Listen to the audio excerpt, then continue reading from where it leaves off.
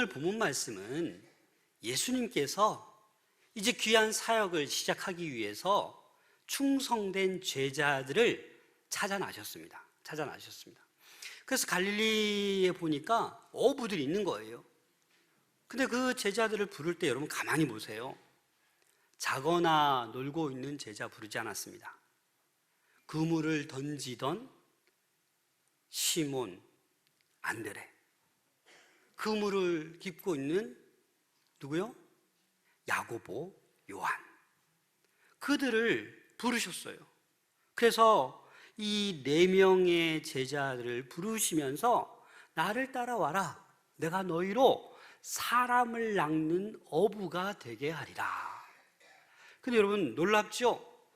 그 말을 듣자마자 이 제자들은 자기의 배를 버려두고 자기의 재산과 자기의 부모와 그 모든 것들을 내버려두고 이제 인생을 바꾸어서 예수님을 따라가는 인생이 되었습니다.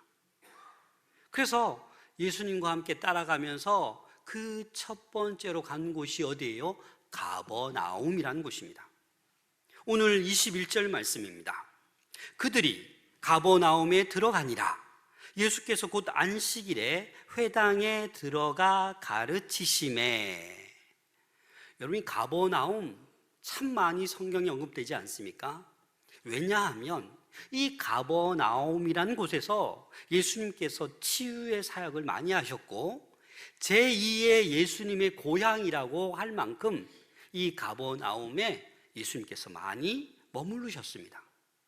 이 가버나움은 이 교통의 요지이며 또 행정적으로 많은 중심지였고 항구가 많았던 곳입니다.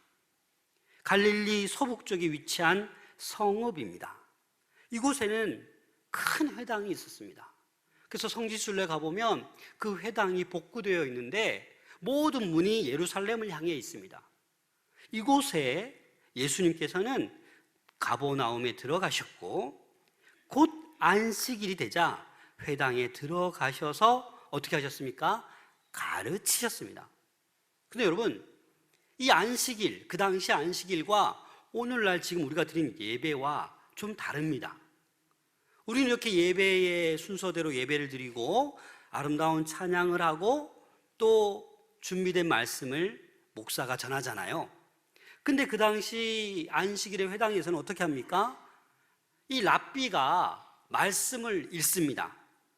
어떤 그 성경의 일과표대로 그 주마다 정해진 말씀을 읽습니다.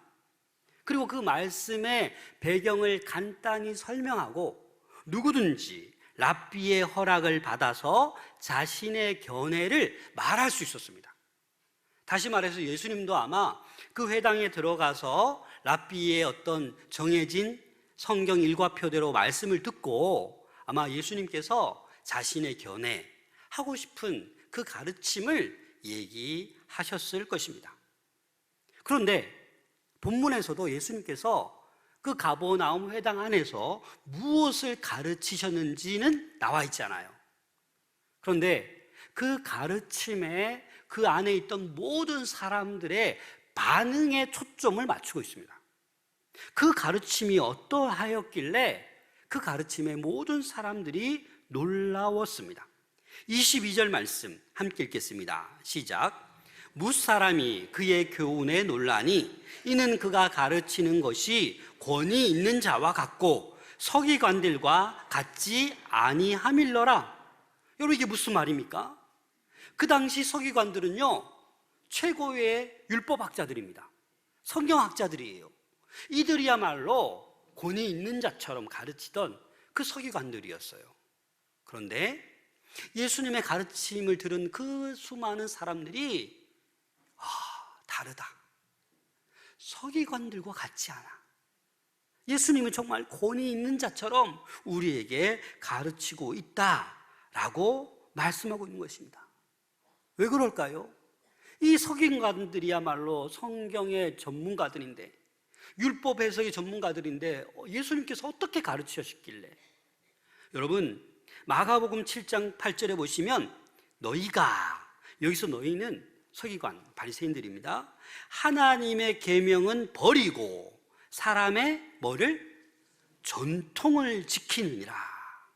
그래서 이 서기관들은 율법보다도 새롭게 생겨난 많은 전통들, 그걸 지키느라고 이기적이고 자기 욕심에 기반해 있었습니다. 하찮은 문제를 걸고 넘어지며 자신들의 전통을 옹호하는 데 급급했습니다. 무엇보다도 사랑이 결핍되어 있었습니다. 반면에 예수님의 가르침은 진실했습니다. 신실하고 정직했습니다. 사랑이 있었습니다. 우리 그리스도인들도 마찬가지입니다. 교만과 위선을 버리고 정말 신실하게 신앙생활해 나갈 때 세상 사람들은 우리에게서 권위를 발견할 것입니다. 돈이 많아서, 지위가 높아서, 명예가 있어서 내세우는 그런 권위가 아니라,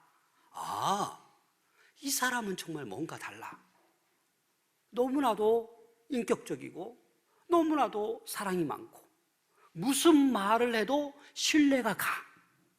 이런 권위가 우리에게 있어야 하는 것입니다. 예수님께 바로 하나님의 권위를 발견한 거예요. 예수님이 누구의 아들입니까?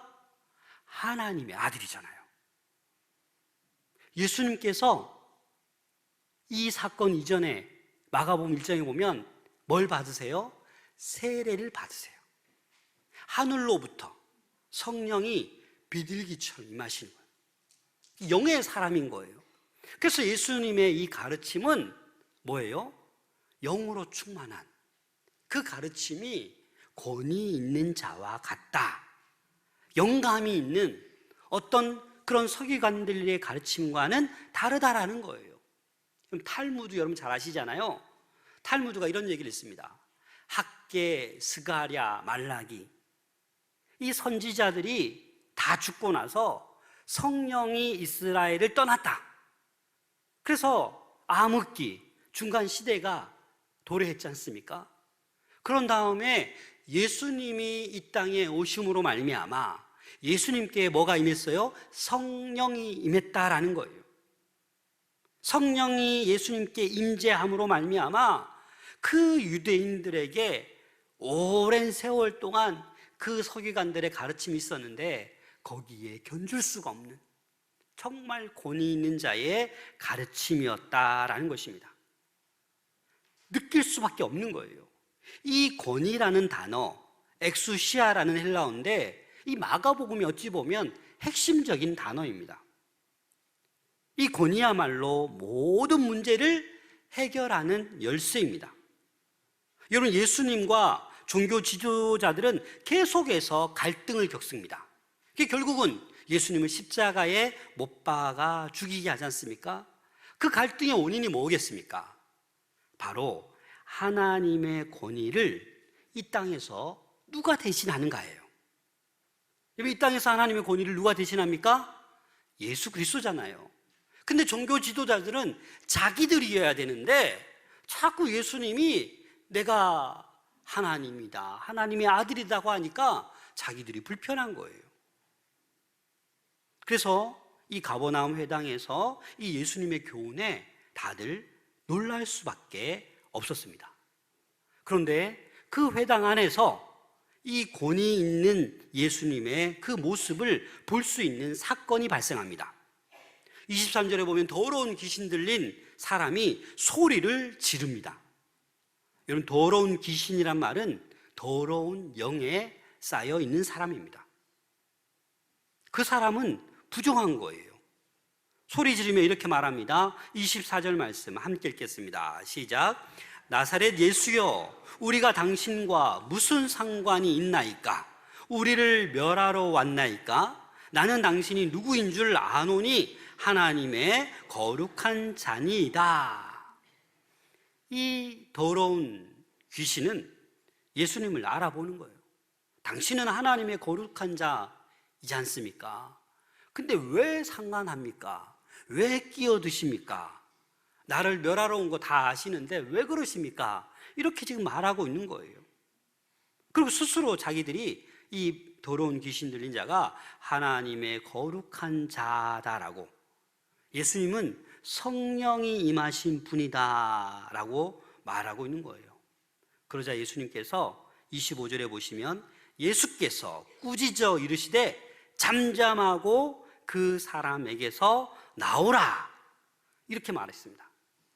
꾸짖다, 이 더러운 영, 더러운 귀신을 제압하고 있는 것입니다. 여러분, 스가랴에서 이 더러운 귀신을 쫓아낸다라고 예언했거든요. 스가랴 13장 2절입니다. 같이 읽겠습니다. 시작. 만군의 여호와가 말하노라. 그날에 내가 우상의 이름을 이 땅에서 끊어서 기억도 되지 못하게 할 것이며 거짓 선지자와 더러운 귀신을 이 땅에서 떠나게 할 것이라. 더러운 귀신을 이 땅에서 떠나게 할 것이라. 그러자 이 더러운 귀신은 그 사람에게 경련을 일으키고 큰 소리를 지르며 떠나갔습니다. 여러분, 오늘날에도 이렇게 더러운 귀신 들린 자들 가끔 볼 수 있지 않습니까? 27절 말씀, 다 놀라 서로 물어 이르되 이는 어찌미냐? 권위 있는 새 교훈이로다. 더러운 귀신들에게 명한즉 순종하는도다 하더라. 다들 놀라는 거예요. 이런 적이 없는데 어떻게 예수님의 그 말 한마디에 이 더러운 귀신 들린 자가 순종하는 거예요. 귀신이 떠나가는 거예요. 그래서 모든 사람이, 그 회당 안에 있던 모든 사람이 놀랐다라는 것입니다. 그런데 이 문맥에 좀 이상한 것이 있습니다. 예수님의 그 더러운 귀신을 쫓아내는 행위를 보셨는데 왜 이것을 권위 있는 새 교훈, 권위 있는 새 가르침이라고 말씀하고 있는 것인가요? 단순히 이 말로 끝나는 것이 아니다라는 거예요. 머리로만 이해되고 끝나는 것이 아니다라는 거예요. 그의 가르침은 치유하고 귀신을 쫓아내는 능력이 있다라는 것을 가르쳐주고 있는 것입니다. 그래서 예수님의 권위는 어떻게 해요? 병든 자도 낫게 하고 더러운 귀신도 쫓아내는 그 능력이 있다라는 거예요. 그래서 예수님께서는 이 권위 있는 새로운 가르침을 우리에게 말씀해 주고 있습니다. 예수님께서 제자들에게 안식일이 되자마자 회당에 들어갔잖아요. 뭐예요? 예배를 회복하는 거예요. 또 지금 말씀을 회복하고 있는 거예요. 예수님의 그 권위 있는 가르침, 그 말씀, 이 말씀은 어떤 권위 있는 사람의 말보다 예수님의 말씀이 더 능력 있고 권위가 있다라는 것입니다. 여러분, 올 한 해 승리하기를 소망하십니까? 말씀대로 살아가시기 바랍니다. 사실 우리가 삶을 돌아보면 말씀과 너무나도 동떨어져 있어요. 그냥 내 생각대로, 내 고집대로 살아가려고 합니다. 우리는 항상 말씀을 듣고 말씀을 배우셔야 됩니다. 말씀을 읽으셔야 됩니다. 날마다 말씀을 묵상할 수 있어야 합니다. 그것이 말씀을 회복하는 길입니다. 이 소문이, 예수의 소문이 곧 온 갈릴리 사방에 퍼졌습니다. 30절 말씀 세 번역으로 같이 읽겠습니다. 시작. 마침 시몬의 장모가 열병으로 누워 있었는데 사람들은 그 사정을 예수께 말씀드렸다. 회당에서 나오자마자 시몬과 안드레의 집에 들어가셨다라는 거예요. 아마 회당에서 가까이 있었던 것 같습니다. 그런데 들어가자마자 누가 열병으로 누워 있어요? 시몬의 장모가 열병으로 누워 있었습니다. 그런데 사람들은 그 사정을 예수님께 말씀드렸다라는 거예요. 시몬이 얘기한 게 아니라 그 주변에 있던 사람들이 그 열병이라고 자세히 예수님께 말씀드렸다라는 겁니다. 이것이 어찌 보면 관계의 회복입니다. 그럼 그렇지 않습니까? 뭐 열병의 방 안에 들어 있으시면 뭐 열병인지 아닌지 어떻게 압니까? 그래서 예수님께서는 나아가서 그의 손을 잡아 일으키셨습니다. 31절 말씀 함께 읽겠습니다. 시작. 나아가 그 손을 잡아 일으키시니 열병이 떠나고 여자가 그들에게 수종드니라. 예수님께서 그 여인에게 다가가셨습니다. 그리고 손을 잡아 주셨습니다. 여러분, 이 열병은요, 그 근동 지방에 그 메리스 같은 치명적인 병이에요. 다시 말해서 옮을 수도 있잖아요, 그죠? 그런데 그 열병에 누워있는 그에게 다가가서 손을 잡아준다? 이 두려운 거죠, 어찌 보면. 하지만 예수님을 만나야 치유가 일어납니다. 예수님의 손을 잡아야 놀라운 회복이 시작됩니다. 예수님께서 친히 다가와 주셔서 그 여인의 손을 잡아 일으켜 주셨습니다. 그러자 열병이 깨끗이 떠나가고 낫게 되는 것입니다. 사랑하는 여러분, 예수님을 만나시길 바랍니다. 예수님의 손을 붙잡으시길 바랍니다. 그래야 회복이 시작되는 것입니다. 여러분, 언제 손을 잡습니까? 사랑할 때, 불쌍할 때, 위로해 줄 때 손을 잡아주지 않습니까? 그러나 전염될까 봐 두려운 거예요. 잡을 수가 없어요. 내가 이거 잘못 잡았다가 큰일 나지, 내가 죽지, 이런 마음을 우리는 가질 때가 있습니다. 그 당시 정결법에 따르면 병든 자는 무조건 부정했어요. 가까이 하지 않았어요. 그러나 예수님은 두렵지 않았어요. 사랑으로 다가가셨습니다. 32절 말씀 함께 읽겠습니다. 시작. 저물어 해질 때에 모든 병자와 귀신 들린 자를 예수께 데려오니.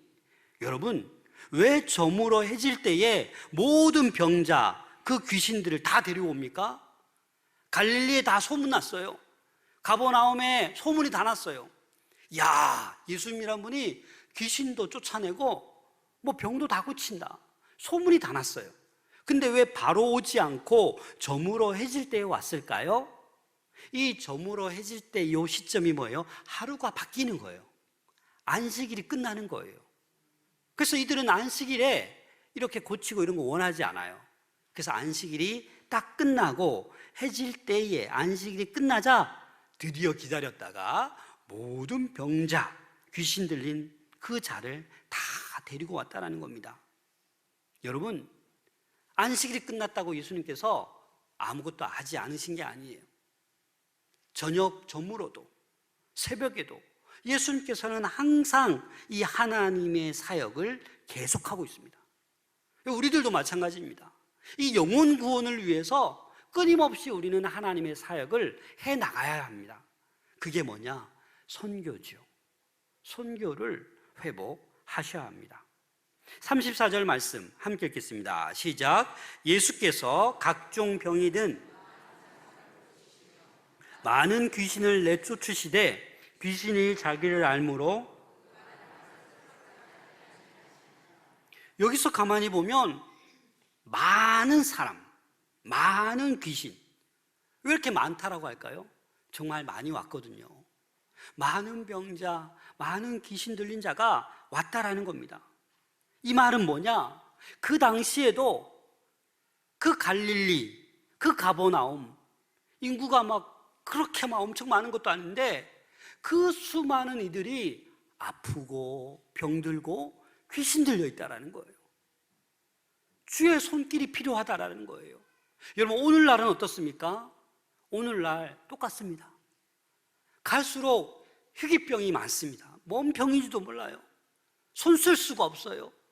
하나님밖에 없어요. 얼마나 많은 사람들이 귀신 들려 있습니까? 여기서 더러운 귀신은요, 더러운 영을 얘기하는 거예요. 여러분, 오늘날 얼마나 많은 더러운 영이 우리의 삶을 잠식하고 있습니까? 얼마나 더러운 영이 우리 마음에 들어왔다 나갔다 하고 있습니까? 근데 우리는 내버려 둔다라는 거예요. 단호하게 거절하고 단호하게 쫓아내어야 되는데 그렇지 못하고 있다는 거예요. 이 사단의 지배하에 병과 귀신 들려 신음하는 그 현실, 오늘날의 현실과 거의 차이가 없습니다.